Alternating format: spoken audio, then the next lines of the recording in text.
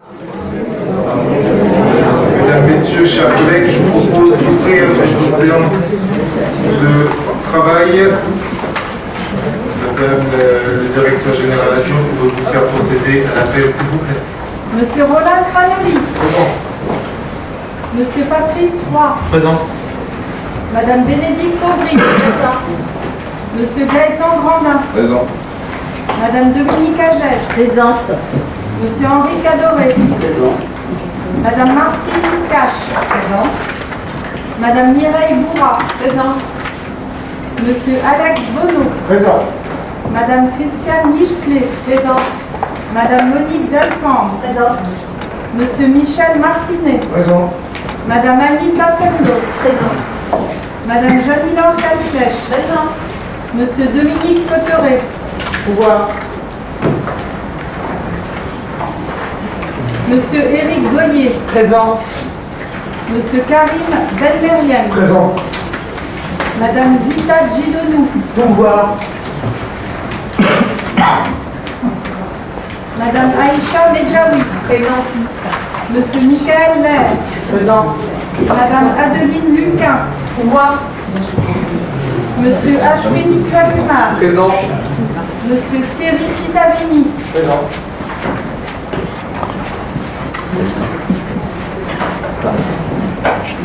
Madame Vénétia Mavides. Monsieur Pierre Archimède. Présent. Monsieur Philippe Villain. Monsieur Aurélien Bertou. Madame Lydia Horn. Monsieur Daniel Karleski.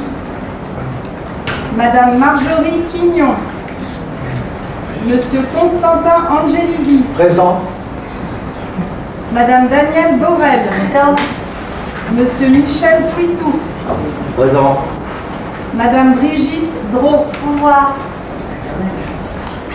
Madame Coradina Shrifi Alaoui. Pouvoir. Madame Colette Campois. Pouvoir. Monsieur Guillaume Fournier. Présent. Monsieur Stéphane Auger. Présent. Monsieur Roland Ferreira. Présent. Je constate que le quorum est atteint, nous pouvons valablement délibérer. Chers collègues, le 2 novembre dernier, nous avons un soldat, le soldat Ronan Pointreau, qui a perdu la vie au Mali. En l'honneur de ce soldat, je vous demanderai d'observer une minute de silence.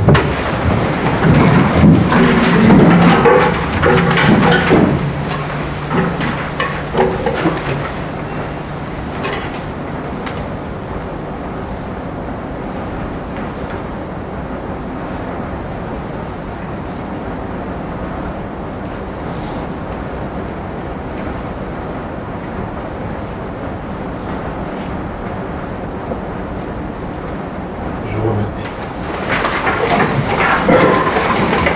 Avant de démarrer notre séance de travail, il convient de désigner un secrétaire de séance pour ce conseil municipal. Comme la tradition républicaine le veut, je propose Ashwin Sivakumar, le Benjamin de notre assemblée. Y a-t-il des avis contraires, des objections adoptées à l'unanimité? Je vous en remercie. Notre ordre du jour de ce soir ne contient qu'un seul point, le maintien ou non de la qualité d'adjoint au maire à M. Gaëtan Grandin, pour lequel j'ai été amené à retirer les délégations de fonction le 18 octobre dernier. Conformément aux articles 21-22-18 et 21-22-20 du Code général des collectivités territoriales, il est demandé, et en application du dernier alinéa de l'article 21-22-18, les membres du conseil municipal doivent se prononcer sur le maintien ou non de la qualité d'adjoint au maire détenue par M. Gaëtan Grandin. Il est proposé ce soir au conseil municipal de ne pas maintenir la qualité d'adjoint au maire à M. Gaëtan Grandin. Y a-t-il des prises de parole? M. Grandin. Oui, monsieur le maire. J'aurais préféré ne pas avoir évidemment à subir cette situation. Sans doute qu'avec le décès de Michel Tellet, la question de sa succession allait être particulièrement compliquée. Force est de reconnaître qu'elle l'a été. Comme j'ai eu l'occasion de le plusieurs reprises. J'ai considéré, depuis votre élection le 4 août, une élection à une large majorité, 29 voix sur 39 au conseil municipal et 29 voix sur 32. Il vous a manqué que 3 voix. Donc à une large majorité, j'ai considéré, dans les 2 mois qui ont suivi, que vous aviez commis un certain nombre d'erreurs. Je ne vais pas revenir dessus, je me suis exprimé là-dessus. Ces erreurs que j'ai considérées que vous aviez commises m'ont conduit à un moment donné à décider de présenter ma candidature. Je l'ai fait en m'adressant une lettre à l'ensemble des habitants de Gagny, avec l'état d'esprit de réaliser le plus large rassemblement, sachant qu'avant l'envoi de cette lettre, j'avais considéré, j'avais acquis la conviction que vous n'étiez pas en capacité d'assurer cette union large en perspective des élections municipales de mars 2020. Il se trouve que la situation a évolué, la situation s'est décantée, et qu'au terme de cette décantation qui est intervenue, j'ai été amené à réviser mon jugement. Il semblerait qu'aujourd'hui, contrairement à ce que j'avais pu penser, et c'est peut-être l'erreur que j'ai commise, après que vous en ayez commise vous-même, à mon sens, c'est peut-être celle que j'ai commise, peut-être que j'ai considéré un peu trop vite, que vous n'étiez pas en capacité de rassembler large. Je considère aujourd'hui, compte tenu de ce qui s'est passé, des derniers événements, qu'il semblerait que vous soyez en capacité de le faire.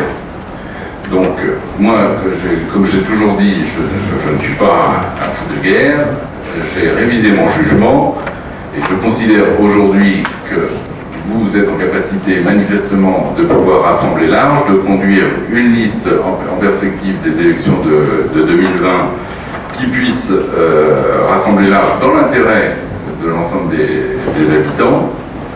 Alors je reconnais que ces 2 derniers mois, je vous l'ai dit ce midi quand nous nous sommes rencontrés, je ne vous avais pas épargné. Je crois que la réciproque est également vraie. Mais il y a un moment donné, je considère que la sagesse, la responsabilité et l'intelligence commandent d'enterrer l'âge de guerre et de jouer l'union. Donc si vous êtes en capacité de le faire, et il me semble aujourd'hui que vous êtes en capacité de le faire, j'ai décidé, et je l'annonce ce soir, que je retire ma candidature, que je rallie la vôtre, et que je reste dans la majorité que je considère ne jamais avoir quitté, car comme j'ai eu l'occasion de le dire également, il me semble que tous autour de cette table, en dehors de l'opposition évidemment, c'est Michel Tellet qui nous a quittés, qui nous y avait placés, et qui nous y avait placé, après avoir été élu par la population sur la base d'un programme qu'il avait élaboré et qu'il avait fait voter en mars 2014 pour une durée de 6 ans, c'est-à-dire une majorité qui a vocation à s'éteindre en mars 2020. Donc je le redis, j'ai révisé mon jugement, je crois qu'il n'y a pas de honte à avoir à ce sujet. Et je le redis, je retire ma candidature pour rallier la vôtre. Merci, Monsieur Grandin. Je ne vais pas beaucoup épiloguer là-dessus. Faire un monde honorable, c'est toujours louable. Je vous l'ai dit ce midi lorsque nous avons discuté. Mais je vais juste insister sur un point, sur quelque chose que j'ai pu vous dire ce midi. Depuis mon élection, le 4 août dernier, jusqu'à aujourd'hui, 7 novembre, et je pense jusqu'à la fin de ma vie, je resterai attaché aux valeurs qui sont les miennes. Vous enterrez la hache de guerre aujourd'hui, je ne peux pas en dire autant parce que je n'ai jamais sorti de hache contre qui que ce soit. Donc, j'entends vos paroles, vous êtes le bienvenu dans la majorité après en avoir discuté avec les autres membres de la majorité. Par contre, la décision de retrait de vos délégations demeure tout à fait effective et je maintiens la proposition qui est faite au conseil municipal de ne pas vous maintenir dans la qualité d'adjoint au maire que vous avez exercé jusqu'à maintenant. Voilà. Y a-t-il d'autres prises de parole? Monsieur Goyer. J'ai une question à te poser, Gaëtan. Étant donné que tu as envoyé un courrier à l'ensemble des Galiniens, est-ce que tu comptes refaire la même chose pour expliquer finalement ta décision actuelle de rallier la majorité menée par Roland Pranoni? Alors je réponds très précisément. Nous sommes en assemblée municipale, donc en assemblée publique. Là, la déclaration que je fais est une déclaration publique. Il me semble que c'est relativement clair et qu'à partir de là, je n'ai pas besoin de refaire un courrier, ne serait-ce que pour une question technique. C'est que, ayant la volonté de rallier la majorité, si je refaisais un courrier sur un plan purement technique, il faudrait l'intégrer au compte de campagne du maire. Bah, oui. Donc essayez d'éviter, merci. Bah voilà. Donc, moi, il me semble que dès lors que j'ai fait une déclaration publique en conseil municipal, c'est suffisant. Merci. Monsieur Angeliti. Oui, à partir du moment où un adjoint au maire n'a pas ou n'a plus de délégation, il ne peut pas, normalement, avoir le titre d'adjoint au maire et recevoir une indemnité liée à la fonction, puisque ce serait à ce moment-là un enrichissement sans cause. Donc, je ne vois pas comment un adjoint au maire qui n'a plus de délégation puisse rester adjoint au maire. Monsieur Angeliti, je vais vous répondre très rapidement là-dessus. Le Code général des collectivités territoriales est extrêmement clair sur ce point. Monsieur Gaëtan Grandin a perdu l'ensemble de ses indemnités dès le 18 octobre lorsque l'arrêté de retrait de ses délégations. Le titre de fonction, la fonction d'adjoint maire est une fonction qu'on est obligé de soumettre au conseil municipal parce que c'est le conseil municipal qui l'a élu adjoint au maire. Voilà. Je vais mettre au voie donc cette unique délibération. Une petite précision d'explication de vote. Bien évidemment, s'agissant d'une décision qui me concerne, je ne participerai pas au vote. Je vais mettre au voie cette délibération. Y a-t-il des avis contraires? Des abstentions?